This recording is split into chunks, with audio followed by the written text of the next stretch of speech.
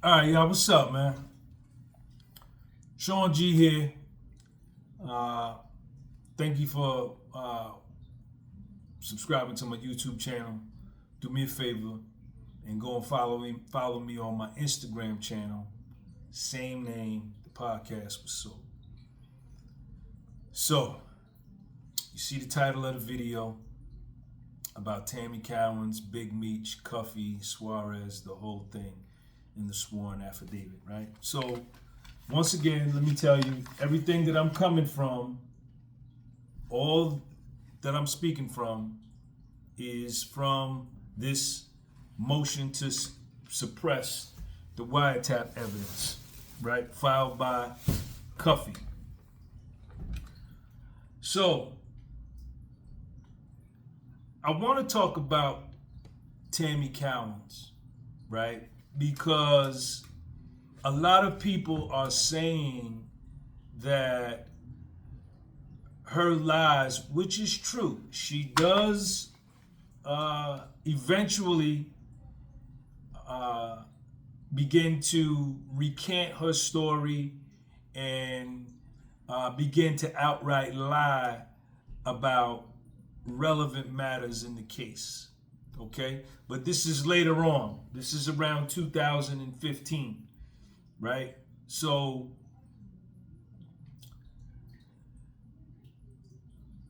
in the initial sworn affidavit signed by Tammy Cowins, right?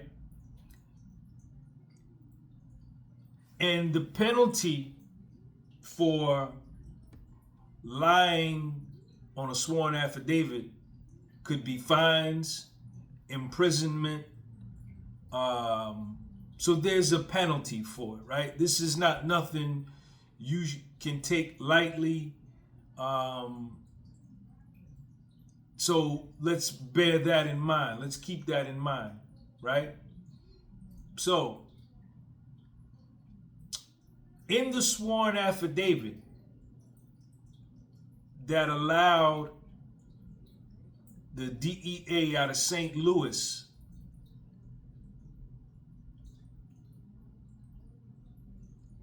to get wiretaps or get the approval to have electronic surveillance of Cuffy,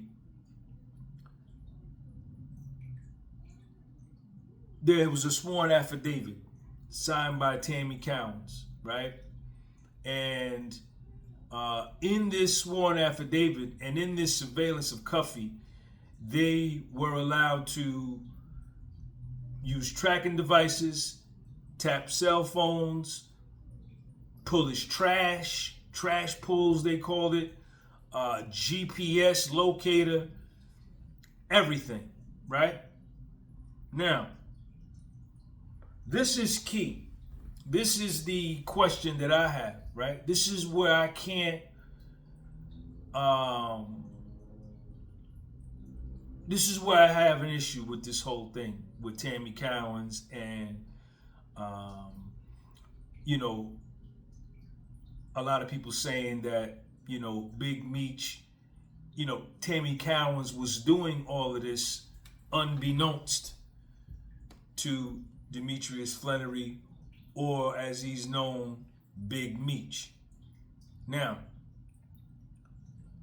in the sworn affidavit that Tammy Cowins signs, she expressly states that Demetrius Flannery, Big Meech, put her in contact with Fidel Suarez out of California and Dion Gatlin, who is Cuffy out of St. Louis, to arrange a large sale of cocaine. This is in the sworn affidavit in 2009, I think. Or this is, when is this? No. Bad information. 2012. Okay? So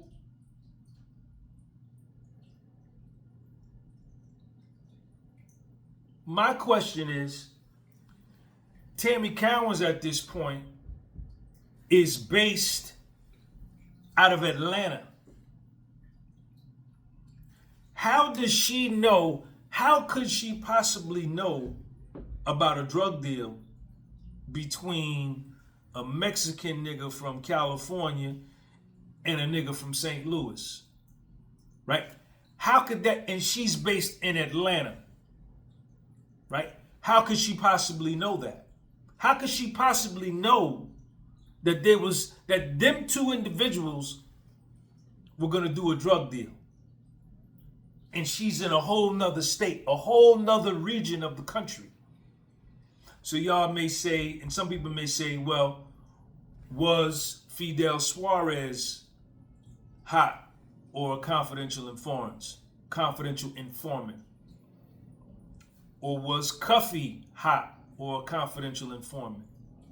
Now, if that's the case, if either Cuffy is already hot, or a DEA informant, or Fidel Suarez is already hot and he's a DEA informant, then why would they wouldn't need Tammy Cowins to get involved, because one of them is hot trying to set up the other one. It's two of them.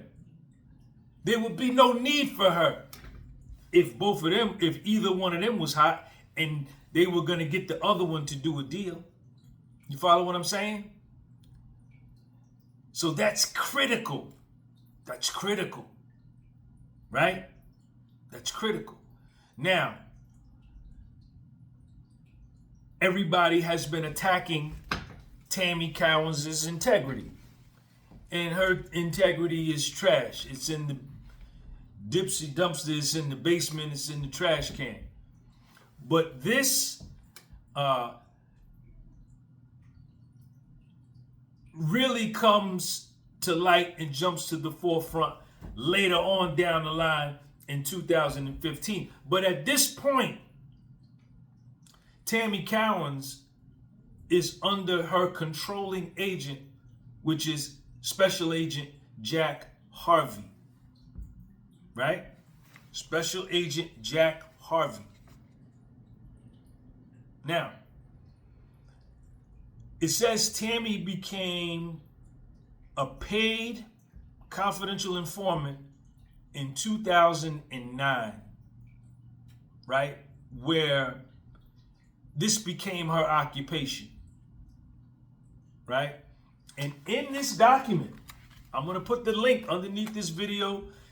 The link is under the two other videos I've done, and I'm also going to put it in the comments section. Don't come at me. I don't have an opinion of this thing either way, right? I don't know Meech. I don't know Cuffy. I don't know Jack Harvey. I don't know Tammy Cowins. I don't care, right? I'm coming purely from court documents. Now,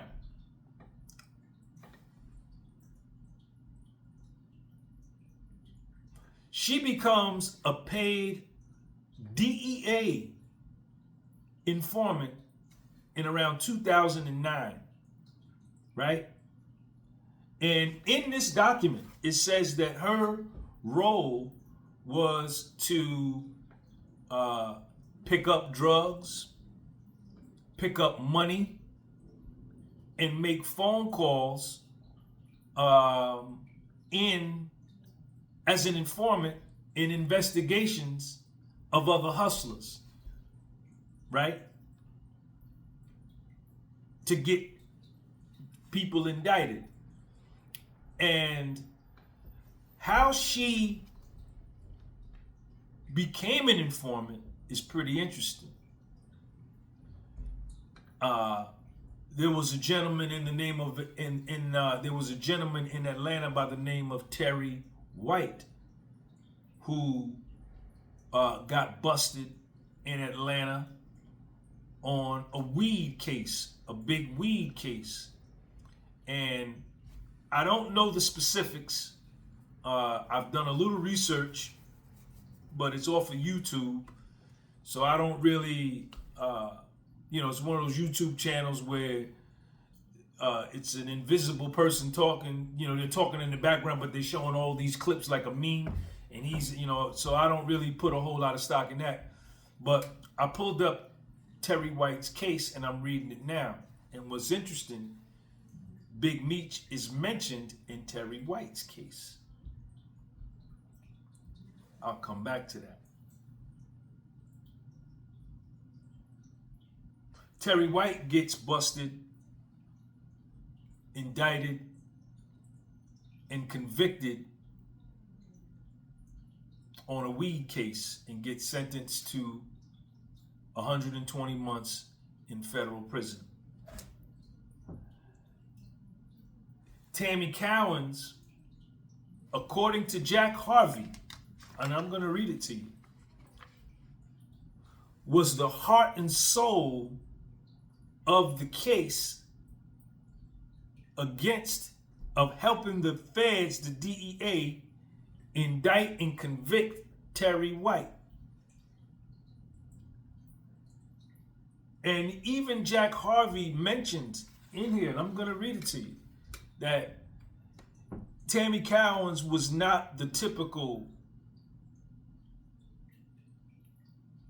informant, or she didn't have the typical circumstance that informants typically become informants, right?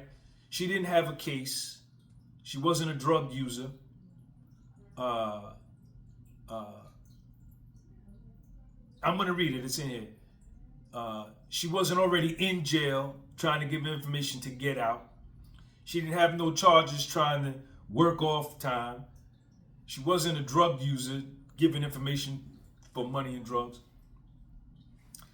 She cooperated against Terry White for whatever reason. I don't know. But to speculate or to guess or to hypothesize based on the YouTube video I watched last night, and don't quote me as this being factual, this is pure YouTube, you take that for what it's worth, no paperwork.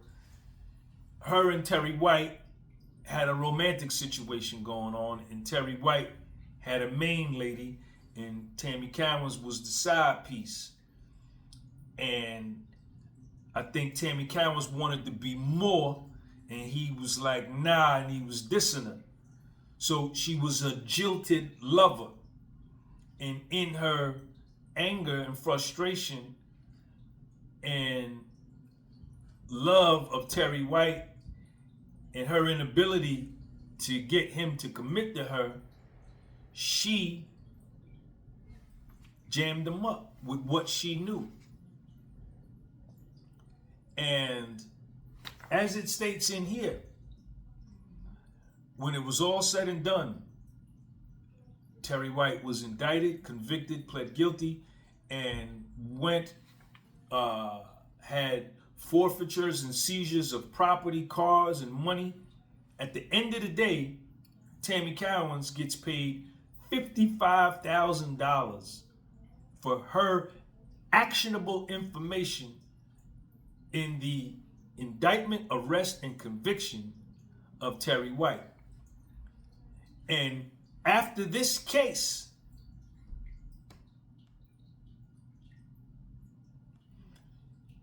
she says she becomes a full-blown DEA informant, paid on a monthly basis. It says that all in here. Read it yourself. Don't take it from me. Now, what's interesting is I pulled up Terry White's case, and I got to read it. I'm going to do another video on that. Meech's name is mentioned in there. Okay? So, let's read what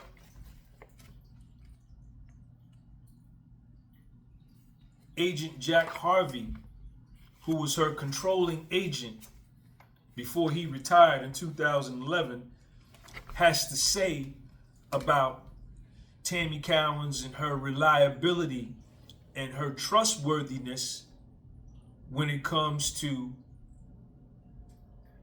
being a snitch, being a rat, giving information on felonious behavior. Now, keep in mind, keep this question on the forefront of your mind. How does she know? She's in Atlanta. How does she know about a drug deal going down between a Mexican from California and a brother from St. Louis? Let's see what Jack Harvey has to say. So, first, let me read the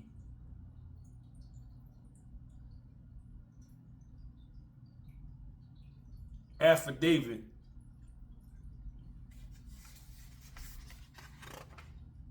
All right, so here we go. Here we go.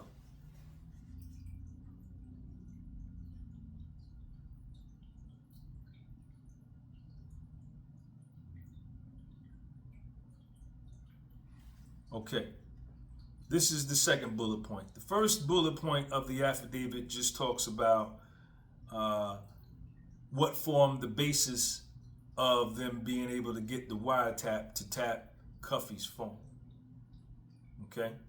Now, here is the critical part. And like I told you, this is a sworn affidavit where if you lie on a sworn affidavit, the penalties, it's called perjury, the penalties are fines or imprisonment. So I don't know if she could have been imprisoned for lying on a sworn affidavit as an informant. I don't know. But let's keep this in mind. She just cooperated against Terry White, right? And did a fantastic job. This is her first time ever doing it, as far as we know here. And she received $55,000, and everything that she said against Terry White checked out. Check, check, check, check, check. No lies. Everything right and exact. Second, the affidavit asserted facts relating to both CS1's, which is Tammy Cowins, reliability as an informant, and measures the DEA St. Louis investigators took to corroborate information provided by Tammy Cowins. As to Tammy Cowins' reliability, the affidavit attested that Tammy Cowins was cooperating with the DEA for monetary gain, quote unquote, and quote unquote, had been shown to provide reliable information to the Drug Enforcement Agency, DEA, regarding a multitude of felonious activity, and had provided information that resulted in the arrest of at least one individual and the seizure of drugs and U.S. currency. As for corroboration by the DEA in St. Louis, the affidavit asserted that DEA St. Louis investigators corroborated information from Tammy Cowins by using toll analysis of devices used by Tammy Cowins, Gatlin, and Suarez on August the 5th, 2012. This is in the affidavit. Now, this is what Jack Harvey has to say about Tammy Cowins. This is in the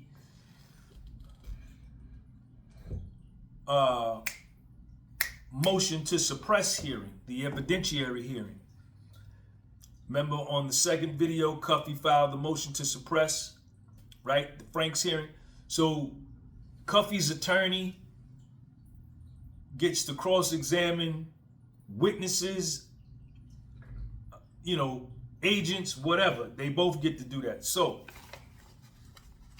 check this out. This is in the paperwork.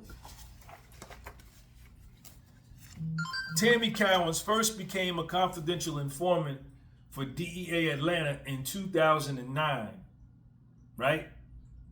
This is when she starts busting Terry White's head to the white meat. When she provided information in a money laundering case which resulted in the successful prosecution and conviction of individual named Terry White. Although CS1, Tammy Cowins, was not initially a paid DEA informant, Tammy Cowins' controlling agent, Agent Jack Harvey, put Tammy Cowins in for an award that would be a percentage of the value of property forfeited by White because information provided by Tammy Cowins was so beneficial that the DEA made seizures from White. Now, here is the subsection. This is where it gets good.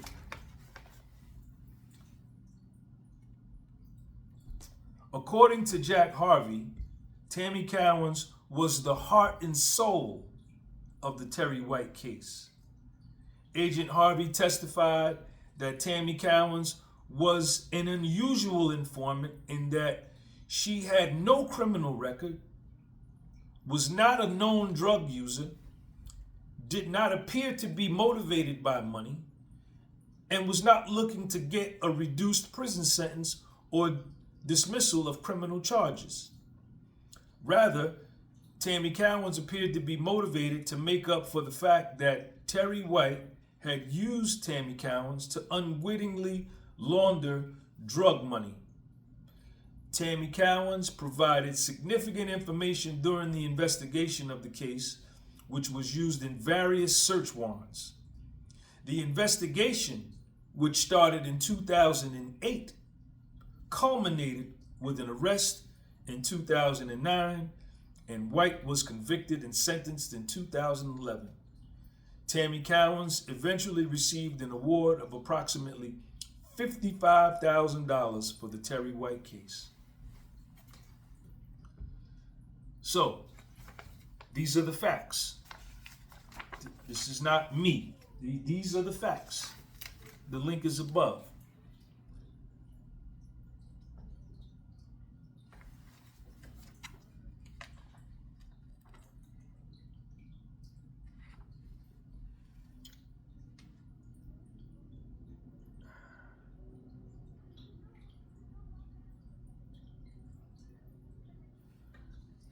Jack Harvey retires in 2011. And then Tammy Cowins gets handed over to a gentleman by the name of Keith Cromer, which is the one she had the illicit, inappropriate sexual relationship with while investigating Cuffy, Suarez, that thing. Although the precise scope of Tammy Cowins' duties after Agent Harvey's retirement is not entirely clear, Tammy Cowins testified credibly that she was paid on a monthly basis for things like picking up money or drugs and or making phone calls in drug investigations. According to the testimony of Agent Cromer, Tammy was paid on a monthly basis for providing quote-unquote actionable information that could lead investigators to a drug source of supply in ongoing long-term drug investigations. For example, according to Agent Cromer, information from Tammy Cowins that Fidel Suarez, a California-based Mexican national known to law enforcement to be a suspected drug distributor, or Gatlin or Cuffy were conspiring to engage in drug trafficking activity was the sort of actionable information for which Tammy Cowins might receive payment.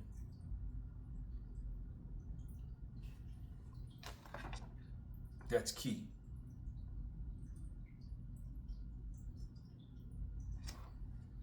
That's key. Now, this is another interesting part. This is in the paperwork. This is page 11. Tammy Cowins' relationship with Big Meech, Suarez, and Gatlin. When Tammy Cowins became a DEA informant, she had been a longtime friend and associate of Demetrius Flannery, Big Meech. Tammy Cowins held Flannery's power of attorney and life rights with creative control. the right to tell and presumably sell Big Meech's life story for profit. Those rights, by Tammy Cowins' estimation, could be worth as much as $1 million.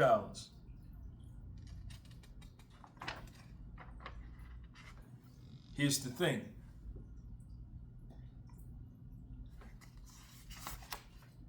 This is the key.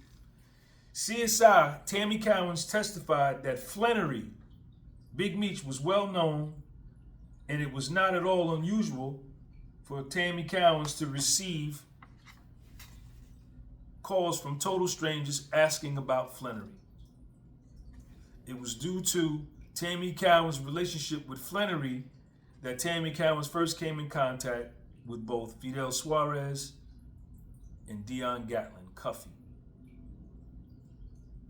It was due to Tammy Cowins' relationship with Big Meech that Tammy Cowins first came in contact with both Suarez and Cuffy.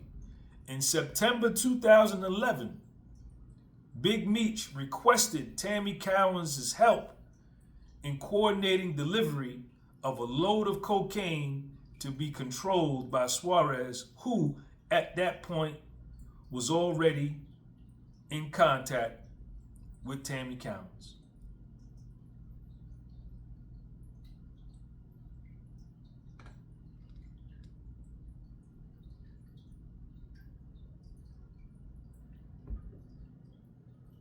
There's a no other paragraph, and then here's another one. At some point, Big Meech asked Tammy Cowins to connect Gatlin and Suarez. At some point, Big Meech asked Tammy Cowins to connect Cuffy and Suarez, and the relationship between Tammy Cowins, Cuffy, and Suarez turned to narcotics. So, this is the paperwork, y'all. This is the court documents. Now, what happens is this.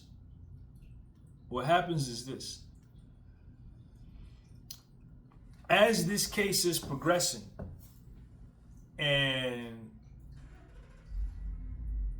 this is all public information. Anybody in the world could look this up. This is public information. As this hearing is taking place, this motion to suppress, the federal government is documenting the case and making available on PACER. So I think people are seeing the information and they're able to ascertain that, this is Tammy doing this. This is Tammy Cowins.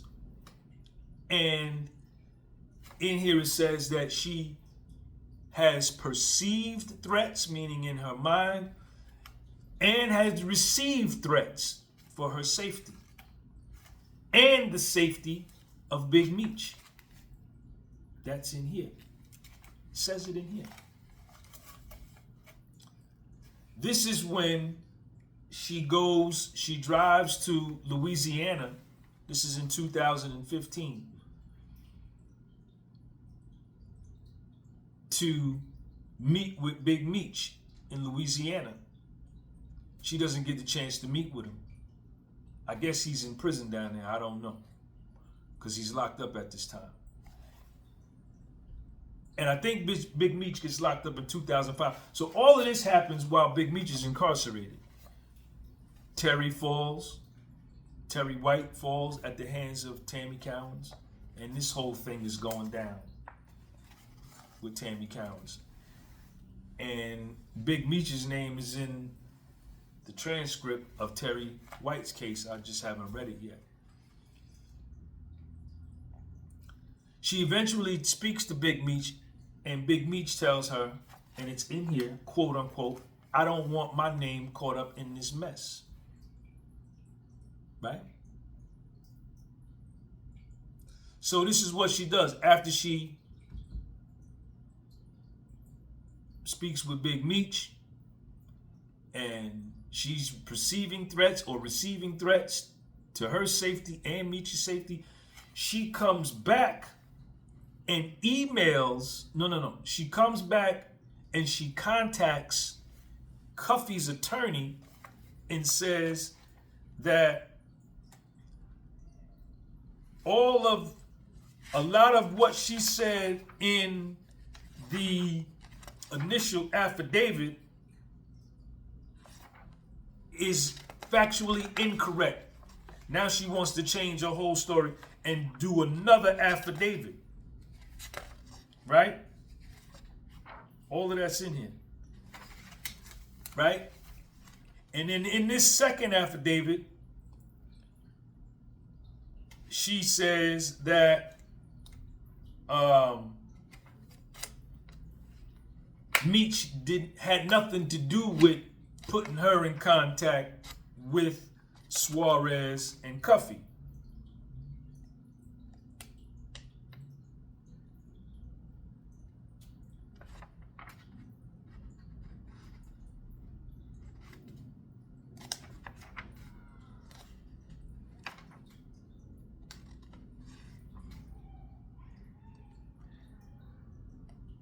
Here it is. Here it is. Check this out. After she meets with Big Meech, now she comes back.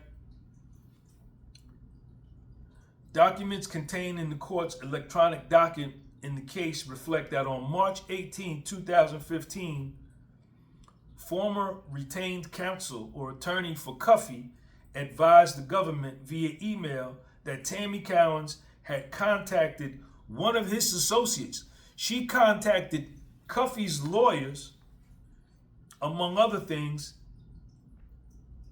contacted one of his associates claiming, among other things, that the wiretap affidavit was factually incorrect. Tammy Cowins also reportedly told the associate that the DEA in Atlanta,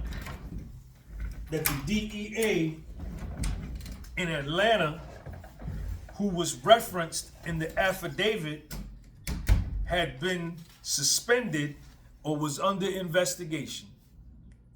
Right? This is in 2015, after she goes to meet with Big Meech. Right? What's up, Sean? What's up? So now she's changing her whole story. And this is what she does.